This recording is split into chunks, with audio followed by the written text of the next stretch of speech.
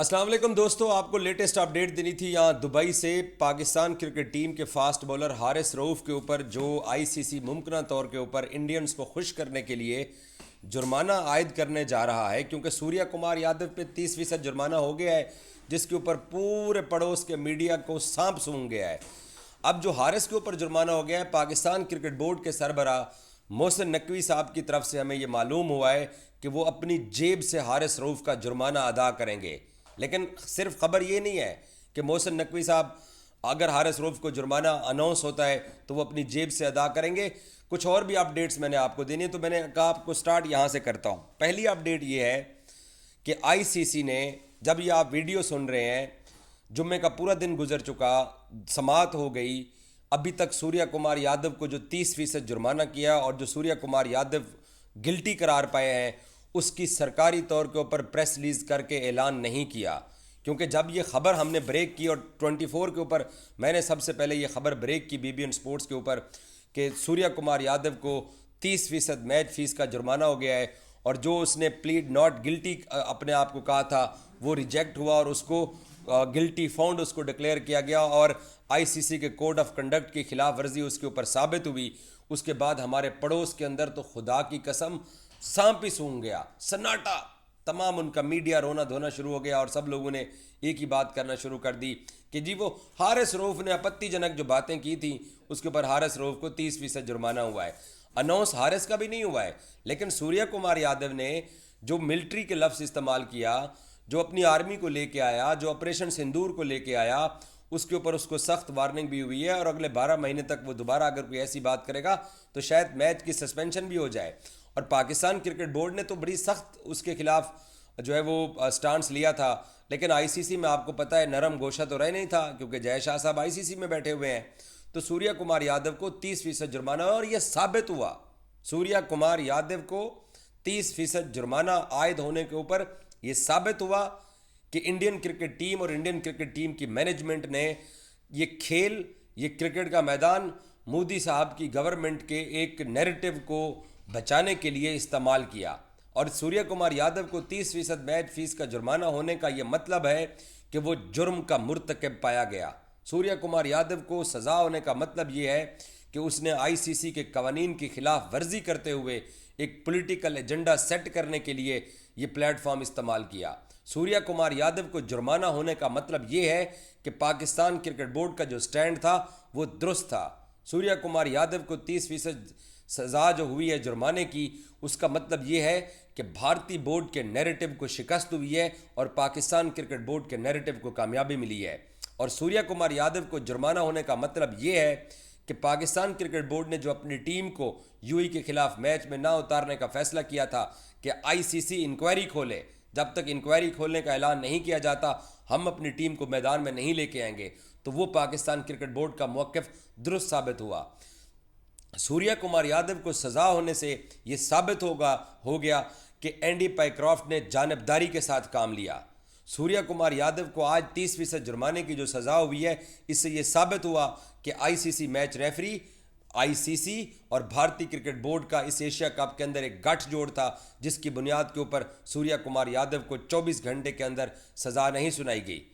और इससे क्या साबित हुआ कि पाकिस्तान क्रिकेट बोर्ड का तमाम मौक़िफ़ दुरुस्त साबित हुआ।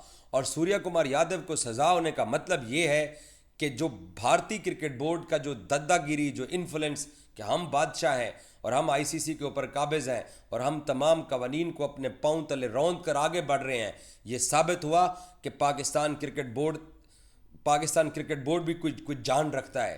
पाकिस्तान क्रिकेट बोर्ड दे विच भी कोई अन्ना सा है वे कि अगर वो भारतीय कप्तान के खिलाफ स्टैंड लेकर एप्लीकेशन दायर करके जुर्माना करवा सकते हैं, खेल की रूह को अगर नुकसान पहुंचता है तो ये कोई और क्रिकेट बोर्ड भी इनके खिलाफ इसी तरीके से आवाज़ उठाने की हिम्मत कर सकता है। ये पाकिस्तान क्रिकेट बोर्ड ने प्रूव किया है।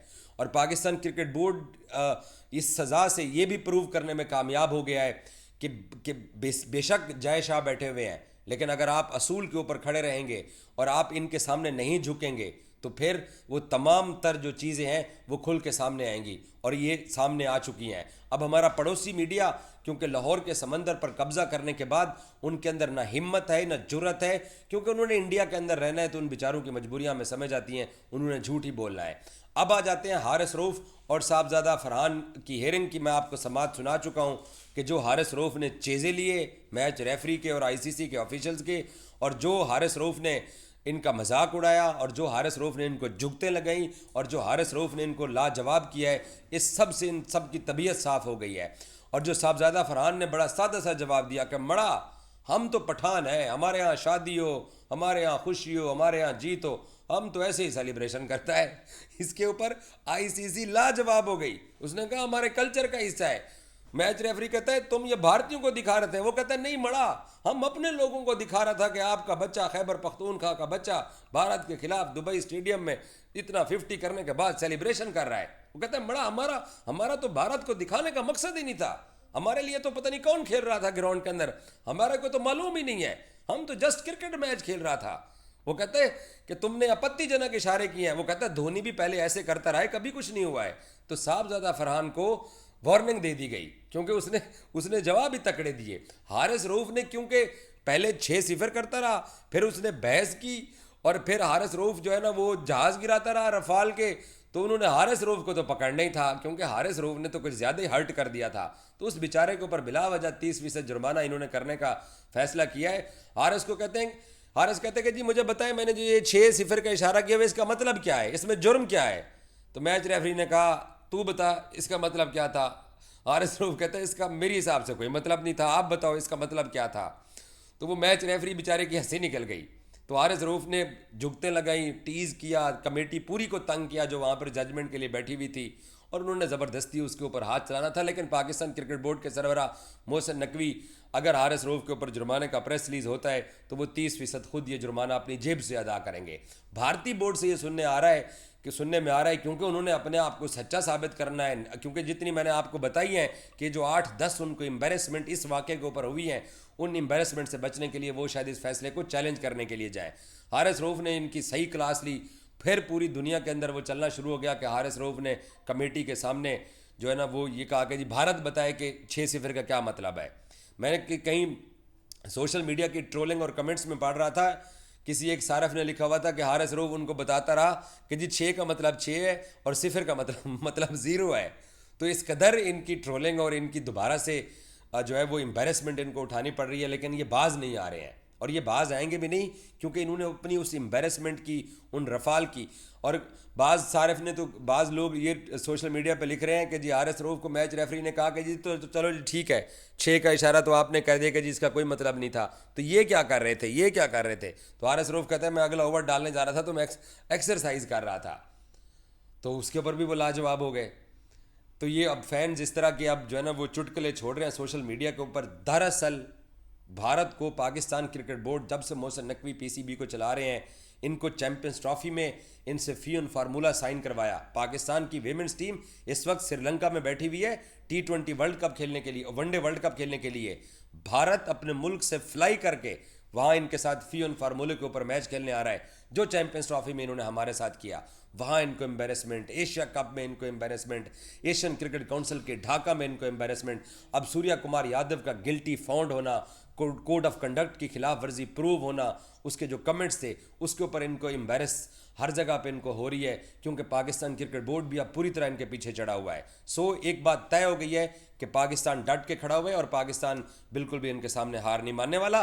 और अब फाइनल में आपको सब कुछ नजर आएगा, जिन इशारों का कोई मतलब नहीं है ना वो भी नजर आएंगे, और हो सकता है आपको नए इशारे भी सामने नजर आए, लेकिन प्लेयर्स कोड ऑफ कंडक्ट के अंदर जरूर रहेंगे। लेकिन ये जो सब कुछ किया जा रहा है पाकिस्तानी टीम या प्लेयर्स के बारे में, इसका कोई मतलब नहीं है, सिर्फ और सिर्फ एम्बेरसमेंट से बचने के लिए ये सब कुछ किया जा रहा है। Thank you so much.